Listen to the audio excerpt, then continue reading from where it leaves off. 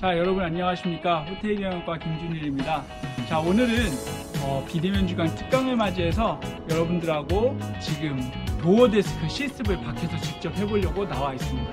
지금 날씨가 좀 덥긴 한데 그래도 여러분들 위해서 제가 이 도어맨 옷을 맞춰 입고 여러분들 앞에 섰습니다. 어떤가요? 멋있나요? 멋있진 않을 것 같은데 자, 일단은 시작을 해보도록 하겠습니다. 도어데스크는 여러분 어떤 역할을 하는 곳이죠?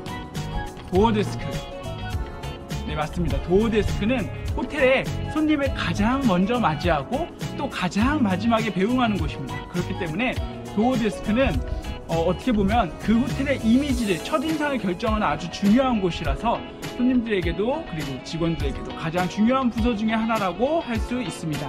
자, 그렇다면 이제 도어데스크 실습을 직접적으로 진행을 해볼 텐데요.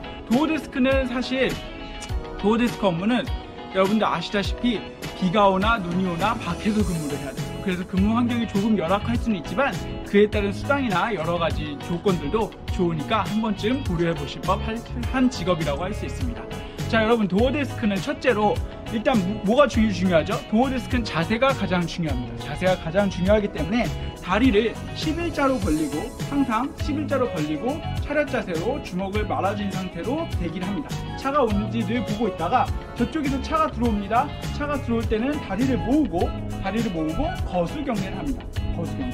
요새는 도어걸 중에 여자분들도 구성을 많이 하고 있어요. 여러분들 여학생들 중에서도 아마 하시는 분이 계시게 될 수도 있을 것 같은데, 여자분 같은 경우에는 이 모자를 쓰지 않기 때문에 모자를 쓰지 않은 상태에서는 구부려서 90도로 인사를 하면 되지만, 남자 도어맨 같은 경우에는 구부려서 인사를 할 때 모자가 떨어질 수 있기 때문에 모자를 쓴 상태에서는 우측 거수 경례를 기본으로 합니다.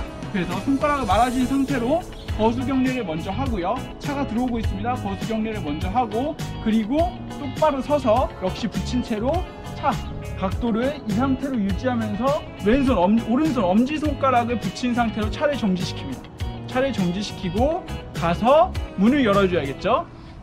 자, 여기 저희 학교 차가 있는데요. 자, 문을 열어줍니다. 자, 승용차의 경우에는 어디가 상석이죠, 여러분? 승용차의 경우에는 조수석 뒷자리가 상석입니다. 그렇기 때문에 조수석 뒷자리를 먼저 여는 것을 원칙으로 하고요. 이쪽에 손님이 계시다면 이쪽 먼저 열어드리고 이 손으로 잡고 이쪽을 마저 열면 됩니다.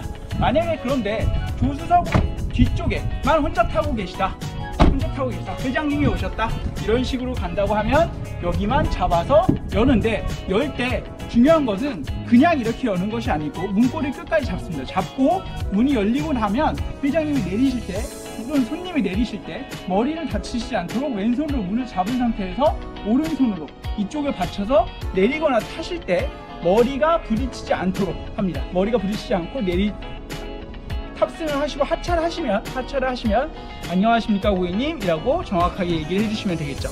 그리고 나면 문을 닫을 때도 마찬가지입니다.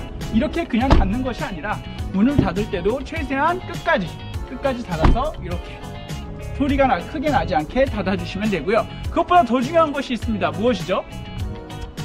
호텔에 오는 손님은 대부분 다 트렁크에 짐이 있습니다. 체크인 하시는 손님들은 다 짐이 있으시기 때문에 다시 한번 재현을 하면 이렇게 문을 열어서 손님이 내리실 때 머리를 잡아드리고 안녕하십니까 고객님 인사를 하고 나서 혹시 트렁크에 짐이 있으십니까? 라고 여쭤봐야 해요. 그래서 손님이 트렁크에 짐이 있습니다 라고 하면 손님은 이쪽에서 기다리고 트렁크로 가서 트렁크 문을 열게 되겠죠. 자, 트렁크 문을 열어보겠습니다. 트렁크 문을 열면 트렁크 한번 비춰주시겠어요? 여러가지 짐들이 있습니다.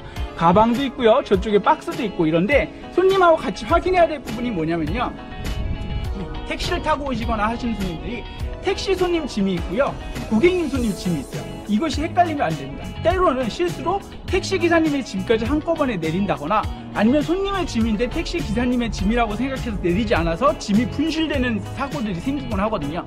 그렇기 때문에 반드시 트렁크 열은 상태에서 짐을 하나 빼고 그리고 나서 고객님께 여쭙니다. 이 짐이 다 맞으십니까? 라고 여쭤봐서 고객님하고 직접 트렁크 안을 확인합니다. 트렁크 안을 확인해서 모든 게 맞다 라고 하면 이제 문을 닫고, 트렁크 문을 닫고 고객님을 프론트 데스크로 안내를 하죠. 여기서 벨데스크 직원이 나오면 벨데스크 직원에게 가방을 자연스럽게 인계해 주시고요. 저희 요새 5성급 호텔에서는 대부분 다 마이크를 사용하고 있습니다. 그래서 마이크로 누구누구 손님이 체크인 하신다. 그렇다면 손님 이름은 어떻게 할 수 있을까요? 손님 이름을 알면 우리가 훨씬 더 손님을 대하기 편하겠죠. 손님 이름들은 대부분 다 외국에서 오시는 손님들이나 공항에서 도착하시는 손님들의 러기지에는 이렇게 이름이 표시되어 있어요. 공항에서 찍어주는 태그가 표시되어 있기 때문에 이 이름을 보고 확인을 해서 마이크로 예를 들면 김 누구누구 손님 들어가십니다 라고 얘기를 한다고 하면 정확하게 프론데스크에서도 미리 준비를 하고 예약 상황을 확인해서 손님에게 체크인을 도와드릴 수 있겠죠. 이렇게 하시면 되고요. 자, 이제 체크아웃 상황입니다. 체크아웃 상황이라서 손님이 짐을 가지고 나왔습니다. 짐을 가지고 나오면 가장 먼저 받아야 될 게 짐이겠죠. 손님의 짐을 도와드리고요. 도와드리면서 여쭤봅니다.